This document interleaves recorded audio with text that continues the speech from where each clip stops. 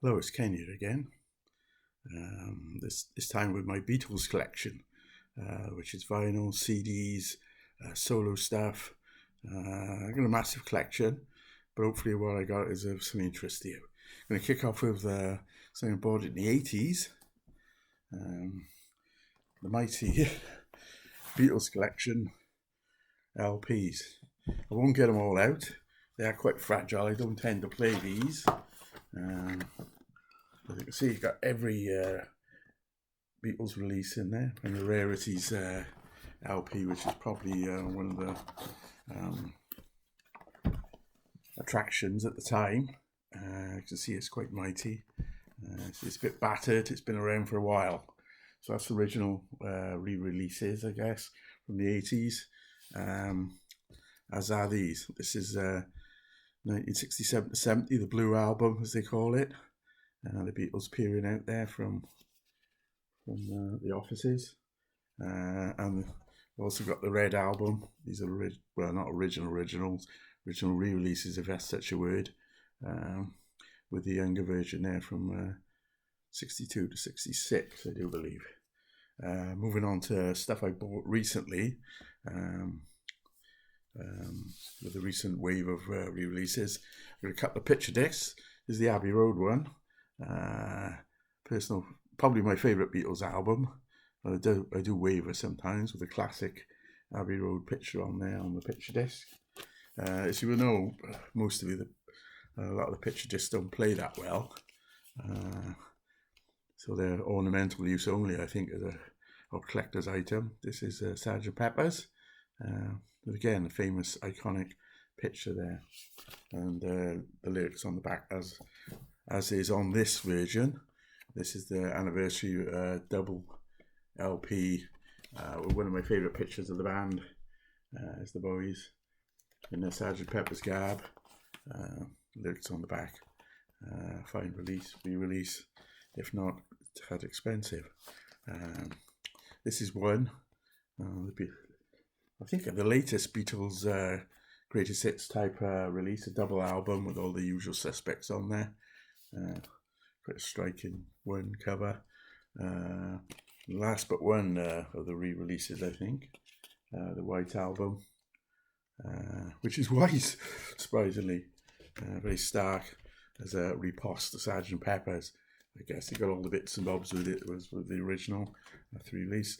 Back last year, I invested in the Abbey Road box set.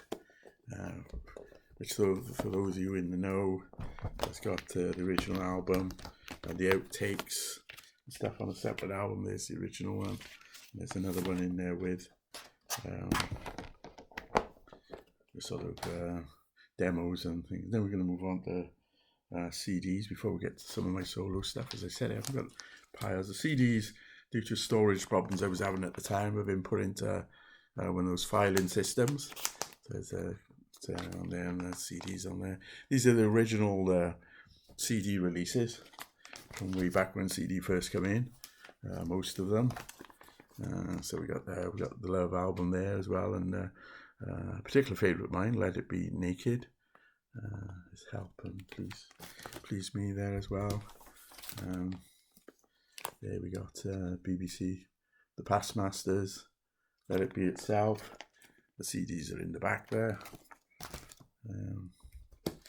Allegedly, the covers are protective, degrading on the CDs. I don't know how much truth there is in that, but there's Revolver, Magical Mystery Tour, the Yellow Submarine remix album, which I quite like. Last couple coming up now. Forgive me with all this rattling and stuff. Rubber Soul, Sgt. Pepper's itself. I only got one of the anthology series that I bought when they were released. Got the Free a Bird single and the original Yellow Submarine soundtrack there. Got a couple of John Lennon albums, my two favourites, Imagine and Plastic Ono Band. Mother on there, one of my favourite John Lennon tracks. And we move on to Paul's ventures into his next band with Wings. I got how many? 5 Wings vinyl. The original triple album, Wings Over America, which I do play quite a lot. I do like this album. This airplane cover side there. Triple album, massive event at the time. Band on the Run, with what were celebrities at the time. But I wonder how many people can name all the people on there at the moment. Christopher Lee for one.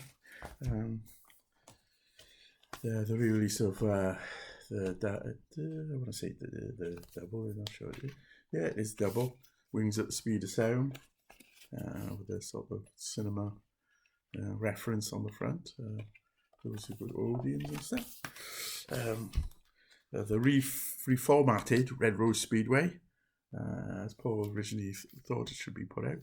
I managed to maintain this in the clean film it's still on, which is sometimes I get the urge to do that. And I do like this album, Venus and Mars.